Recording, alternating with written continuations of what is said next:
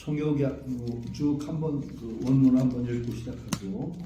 총욕약경 귀매환약심 하위 총욕 요귀하 흑지약경 실지약경 시위 총욕약경 하위 귀대환약심 오소이유 대환자 위오유심 급오무심 오유하환 고귀이신 위천하자 즉 가기어천 애이신 위천하자 내 가이 타거천 여기까지요. 요거 좀 특이한 하상공주의 입장이 있어요. 그냥 하상공주에 따라서 총욕약경 총은 말하자면 잘 되는 걸 얘기하고 욕은 신분이 떨어지거나 못되게 되고 잘못되는 걸 얘기합니다. 총욕 잘 되는 거 말하자면은 총애를 얻어서 신분이 상승하고 욕되게 되어서 신분이 떨어지는 거 이 두 가지에 대해서 다 두렵게 여겨야 됩니다. 그러면 총은 왜 두렵게 여기느냐? 총도 그렇게 좋은 게 아니에요. 도가적인 입장에서 보면은 쉽게 높은 자리에 올라가는 게 그렇게 기뻐할 일만은 아니라고요. 그렇게 어떤 그 변화가 있는 것 자체를 상당히 두렵게 여기고 그러니까 요거 좀 미리 얘기할게요. 도가 쪽은 약간 뭐라고 할까요? 현실 도피요? 현실 도피도 아니고 약간 명예를 좀 내려놓는 그 정도가 아니라 조금 심하게 나가면은 박쥐 말하면 적당주의 넘치는 거 안 좋아요. 절대 우리 말로 모난돌이 정받는다고 하잖아요. 그러니까 절대로 아니 장자에는 이 말까지 나오니까 나 그 말 읽고 처음에는 굉장히 놀랐어요. 위선 묵은 명, 위악 묵은 형. 착한 일을 하더라도 이름 내는 데까지는 가지 말고 나쁜 일을 하더라도 형벌받는 데까지는 가지 말고 이 말이 진짜 나온다니까. 위선 묵은 명, 선을 행하더라도 이름 내는 데는 가까이 가지 말고 위악 묵은 형, 나쁜 일 해도 형벌받는 데는 가지 말고. 그러니까 세상살이에 너무 우선은 그 말이 아주 말하자면 기회주의 비슷한 건데 우선은 선악이라는 것 자체가 도가적인 입장, 노자나 장자의 입장에서 보면은 선악이라고 하는 것 자체가 절대적이 아니라는 거예요. 자, 장자에 나오잖아요. 장자에 나와.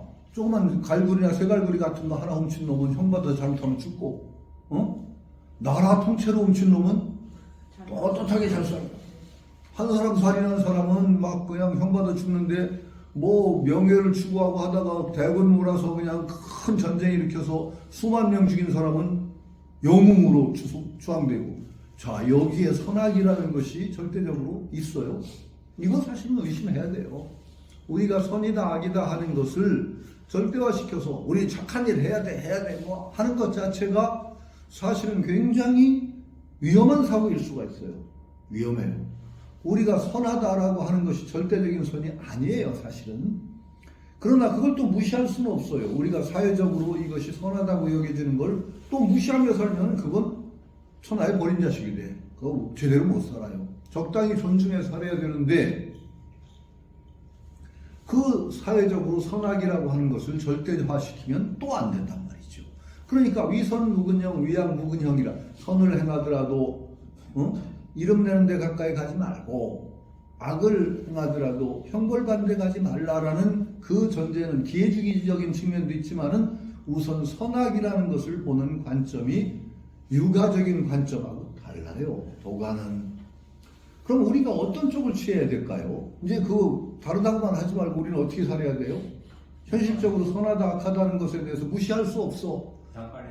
네, 아니 그런데 그러면서도 그것에 어느 정도 존중을 하되 이것이 절대적이라고 생각해서 무조건 맹목적으로 조금 사회적으로 뭐하는 사람을 막 그냥 통념상으로 비난한다든가 할 이유도 사실은 없어요. 절대적인 선악이 없어요. 요거 상당히 상대주의적인 입장이라는 거는 어떤 때는 나쁘기도 하지만 상당히 필요한 입장이 상대주의예요. 절대주의에 서면은 골치 아파져요. 아니 지금 저 중동에서 사람 죽이고 십자군 전쟁이라는 그 역사를 한번 봐요. 기가 막혀요. 절대주의 종교 말하자면 이 내 종교만이 최고다라는 종교가 저지른 죄가 얼마나 많은가요? 나는 아니야. 이거요 굉장히 위험해요. 나는 정말 딴 종교한테 조금 미안하지만은 나밖에 인정하지 않는다는 그 종교가 들어온 것이 인류 역사에 엄청난 비극이라는 사실이 사실로 와요. 저는 사실이라고 생각해요. 아니 내 말이 거짓말이에요? 아닙니다. 명백합니다. 제일 많은 사람을 죽인 게 뭐예요? 인류 역사에서 종교입니다. 이건 사실입니다. 누구도 부정 못해요. 십자군 원정은 나중에는 뭐 종교적인 것도 아니고 막 나중에는 뭐 돈 벌러 가고 막 난리도 아니었지만은 처음에는 아주 숭고한 종교적인 입장으로 십자군 원정을 시작해요. 등으로 독일 인구가 3분의 1 이상이 죽어요. 이런 일이 있던 거예요, 사실 역사적으로. 지금까지도 뿌리가 같은 이슬람과 기독교의 갈등에 얼마나 많은 생명들이 죽고 있어요. 이건 말은 절대화하는 겁니다. 이거 최고다. 나는 이제 그 불교에 가까운 그 불교 좋아하는 이유 중에 하나가 석가모니 그 말 참 저는 마음에 들어요. 전에도 얘기했을 겁니다. 석가모니가 종교의 창시자답지 않은 말을 했지. 아주 종교 그 창시 대조치고는 희한한 말이지. 이것이 진리다라고 말하지 말아라. 이것이 진리다라고 말하는 것은 진리를 옹호하는 올바른 태도가 아니다. 그럼 어떻게 말하냐? 나는 이것이 진리라고 믿는다라고 말해라. 이거 굉장히 중요해요. 여러분들은 일단은 그러나 우리가 세상을 살아가는데 아무 원칙도 없이 산다는 건 이건 정말 모슬롬이야, 모슬롬. 우선 우리는 살아갈 때 나는 이것이 옳다고 믿는다는 것을 실천하는 사람이어야 돼. 그것도 안 하면 참 이상한 인간이 나와요. 나는 이것이 옳다고 믿는다 라고 그것을 몸으로 행해야 돼. 그런데 중요한 건 뭐냐? 이것이 진리라고 믿는다, 옳다고 믿는다는 거지 이게 진리다가 아니야. 그러면 나하고 다른 사람이 있어. 그러면 그 사람을 어떻게 생각해? 저 사람 믿음은 다르구나. 이렇게 인정할 수가 있잖아요. 저 사람은 나하고 믿음이 달라. 그러면 그 사람하고 상대할 때 어떻게 하냐?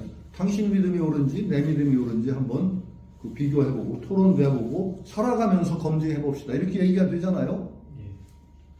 이것이 진리다 라고 하는 순간에 나하고 다른 길을 걷는 사람은 거짓을 행하는 사람이야. 나쁜 놈이 되는 거예요. 이건 정말 곤란해요. 그래서 일단 우리는 우리가 옳다고 생각하는 거, 진리라고 생각하는 것을 세워보지 않으면 안 돼요. 여러분도 그래야 됩니다.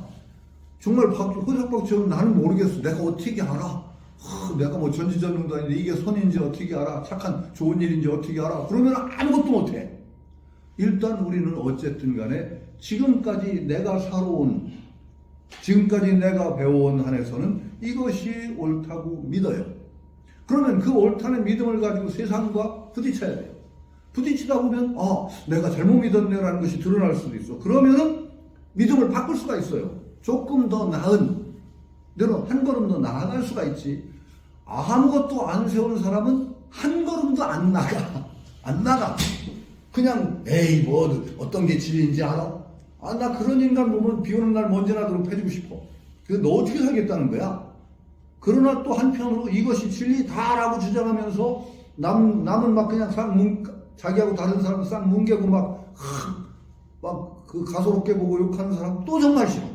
그런 인간도 비 오는 날 먼지 나도록 해주고 싶어. 이게 아니에요. 그러니까 정말 우리가 내가 옳다고 생각하는 것을 조심스럽게 들어서 그걸로 세상을 살아가야 돼. 그러나 그것은 절대라는 게 아니야. 그러니까 언제나 내 믿음이 틀렸다는 게 드러날 수가 있어. 그러면 세웠던 사람은 그래도 용감하게 세웠던 사람은 어떻게 되는 줄 알아요? 조금 더 한 걸음 더 나아갈 수가 있는 거예요. 그걸 바탕으로 해서 안 세운 사람은 한 걸음도 안 나가. 그러니까 이게 노자를 이끌어내는 거예요. 노자적인 관점이 굉장히 중요해요. 절대적인 선악이 어디 있느냐? 특히 장자에 들어가면 굉장히 심해집니다. 재물론 읽어보세요. 재물론이라는 것이 말하자면 그 상대주의적인 입장이 극단화된 것 아주 그냥 드러나는데 재물론에 보면은 50이라는 것은 여기서 입장에서 보면 이게 옳은데 저쪽에서 보자면 이게 B야. 12가. 그렇죠?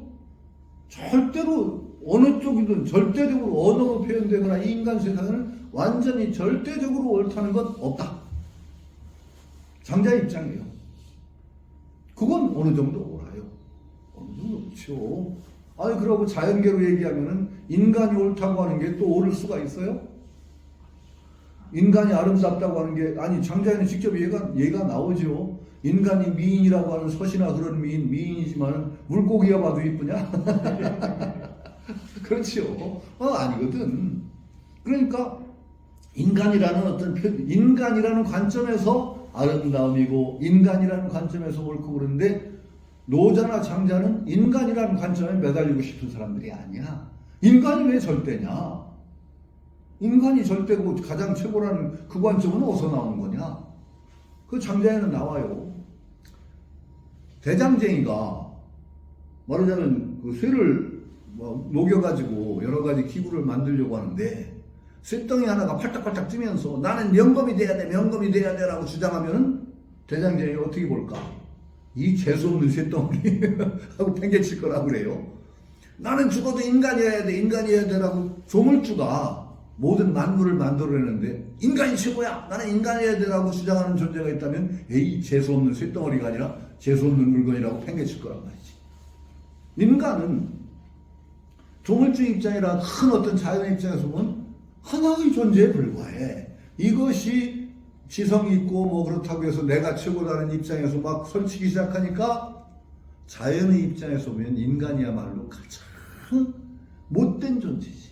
정말 몹쓸 존재예요, 인간이. 안 그래요? 솔직히 인간은 지금 지구가 몸살을 앓는 게 누구 탓? 인간 탓이죠. 인간 탓이에요. 그건 분명하게. 지가 그냥 가장 잘난 거니까 모든 것을 지배하고 다 활용하고 막 암대로 그냥 지역망 추구하는 데 써도 된다고 날뛰고 있는 존재 인간 때문에 지구 전체가 몸살을 앓는 거지.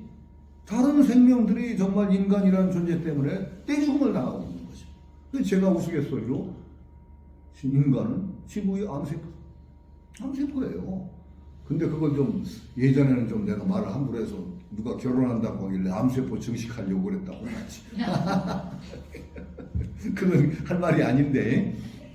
그러니까 아니 그런 식으로 생각하면 인간이 늘어나는 건 암세포 증식이 아니란 말이지. 그런 인간의 관점에서 진리다라고 하는 것을 진리라고 말할 수. 그러나 또 우리가 인간인 이상 인간의 입장을 완전히 벗어낸다는 것도 불가능하죠. 조심스럽게 우리가 여기서 최선은 무엇인가를 세워나갈 수밖에 없어요. 그러나 이걸 절대화하지 말자. 이런 얘기죠. 그러니까 총이나 욕이나 약경이라는 것은 우리가 그 노자 입장, 장자 입장, 위선무근형, 위선무근명, 위양무근형이라는 선악에 대한 어떤 관점이 상대적이라는 것을 전제로 해서 그 선악을 상대적으로 보면 선한 일을 향해서 총을 얻어 은총을 받고 그게 그렇게 칭찬받을 일이 아니에요. 그리고 악이라고 하는 것도 그렇게 절대적인 악이 없어요. 그러니까 또 인생만사가 또 세옹지마라는 관점이 또 들어가죠. 세옹지마 그 얘기는 유명하잖아요. 장자에 나오지.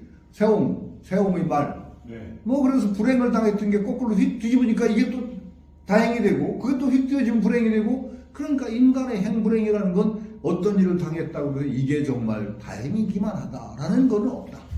총도 마찬가지야. 한때의 총이 영원한 총일 수 있냐? 그거 아니란 말이죠. 총이라는 것이 거꾸로 그런 변화가 앞으로 더 큰 재앙을 조짐인지도 몰라. 그러니까 그런 변화에 대해서 정말로 괜히 날뛰지 말라는 거예요. 날뛰지 말고 막 좋아서 들뛰지 말고 나쁘다고 이기소치 말고 마치 그런 변화가 닥칠 때마다 아이고 이런 일이 닥쳤네 하고 조심스럽게 대하라. 경이라고 하는 말은 조심스럽게 대하라는 말일 것 같아요. 놀래 깜짝깜짝 경기 일으키라는 말은 아니고 그러니까 그런 충격을 아주 두렵게 봐야 된다. 어떤 일을 당하거나 닥칠 때 함부로 좋아하거나 기뻐하는 데 빠지지 말고 똑같이 놀란다 하는 거죠. 신총역경 그래서 주는 거예요. 신욕역경. 자신이 총애를 받아서 신분이 상승하더라도 또한 두려워하고 몸이 욕되게 되어서 신분이 떨어지거나 하더라도 또한 놀라는 그런 자세. 그러니까 노자의 자세는 뭐 어떠냐? 약의 살인, 약.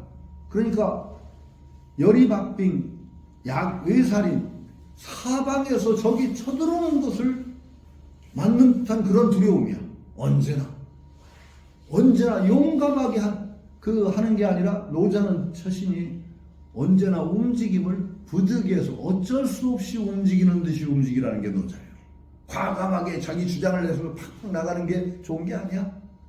어쩔 수 없이 상황에 맞춰서 어쩔 수 없이 나가는 것. 그러니까 이게 노자 처신의 힘이에요.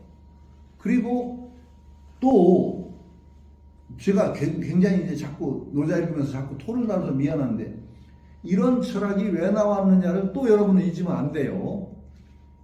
지금도 똑같이 적용하지는 말자는 얘기를 하는 게 이런 노자의 사상이 나온 근본이 어디냐? 춘추 전국시대예요. 그때는요 괜히 이름 난 사람 치고 제명에 죽은 사람이 별로 없어요. 제가 그래서 늘 제가 이제 동양 고전 쪽을 뭐 다루고 그러니까 저한테 책 추천하라고 할 때 한번 읽을 만한 책 꼭 한번 읽으라는 게 동지열국지 읽으라고. 여기 없나? 동지열국지. 예, 없습니다. 이전에 있었던 거 열국지 김구영 선생이 번역한 게 있는데 동지열국지라고 아마 그것도 10권인가 조그만 책으로 나왔어요. 왜 동지열국지라는 건 동주라는 게 뭐예요? 중국의 왕조 중에 주왕조가 있는데 주왕조는 원래 서주에서 출발해요. 주왕조는 서쪽에서. 근데 서쪽에서 굉장히 그 봉건제도 천자가 왕이 있고 잘 유지됐는데 서주가 쫄딱 망하죠. 쫄딱 망하는 계기가 포사의 삼소삼곡이에요. 주유왕이라는 왕이 아주 이쁜 여자를 하나 후궁으로 들였는데 얼마나 이쁜지 몰라. 근데 이 여자가 이쁜 것까지는 좋은데 잘 웃지를 않아. 웃었다 하면 10배 더 이뻐. 왜 그 옛날에 갑자기 그 유행가가 생각난다? 꽃집의 아가씨는 예뻐요라는 그 유행가 알아요? 예. 네, 압니다. 꽃집의 아가씨는 예뻐요. 그렇게 예쁠 수가 없어요. 그런 노래 있어요. 근데 예쁘고 예쁜 꽃들이 뭐 모두 다 방긋 웃는데 꽃보다 예쁜 그녀는 언제 나만 보면 뭐 새침해 쌀쌀해 뭐 그러든가 어쩌다 한 번만 웃으면 마음이 약한 나는 미쳐요. 그런 가사가 있어요. 꽃집의 아가씨 노래 어쩌다 한 번 웃음 마음이 약한 나는 미쳐요. 뭐 새하얀 백합보다 새빨간 장미보다 전배나 만배나 예뻐요. 갑자기 그런 노래 비슷해요. 그러니까 이 포사라는 여자가 엄청나게 예쁜데 웃었다 하면 천배나 만배나 예쁜 거야. 근데 안 웃어 잘. 그래가지고 이 여자 웃기려고 주유왕이라는 왕이 별짓을 다 해요. 그러다가 이제 그 마지막에 거의 마지막에 도달할 때 웃긴 얘기가 그 귀한 비단을 갖다 놓고서 쫙쫙 찢어댔더니 비단 찢는 소리가 듣기 좋다고 빼시시 웃었대.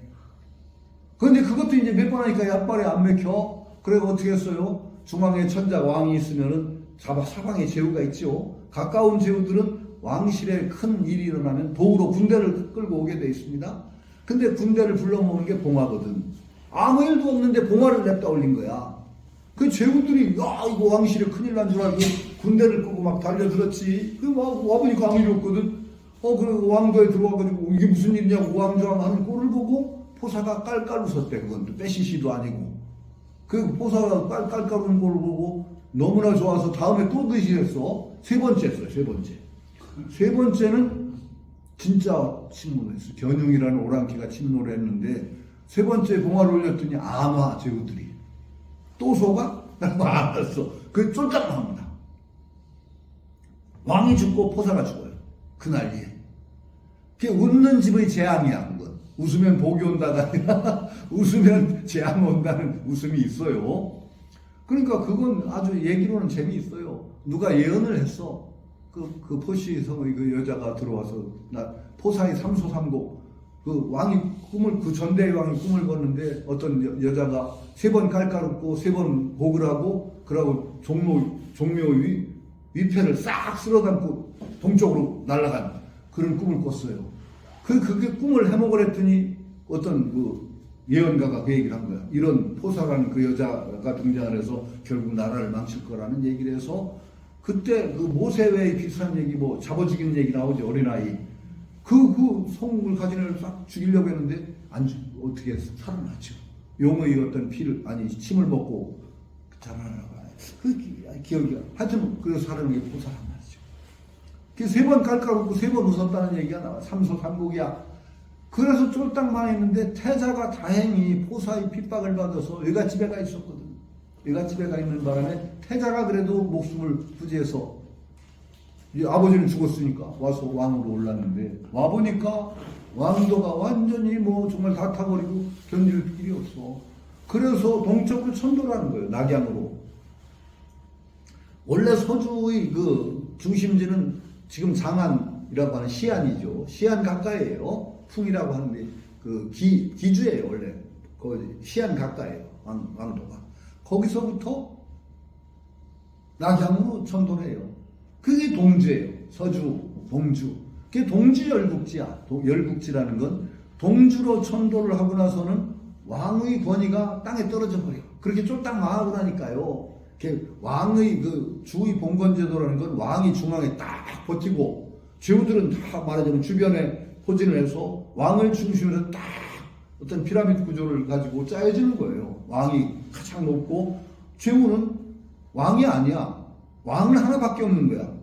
주의 왕. 나머지는 전부 공후, 백자, 남의 제후의 위계가 있죠. 공작, 후작, 백작, 자작, 남작. 이런 위계 질서가 딱 있는 게 주의 봉건제도인데 그 뒤로는 왕실의 권위가 땅에 떨어져 버리니까 세상에서 힘약한 사람을 존중하는 사회는 없어요.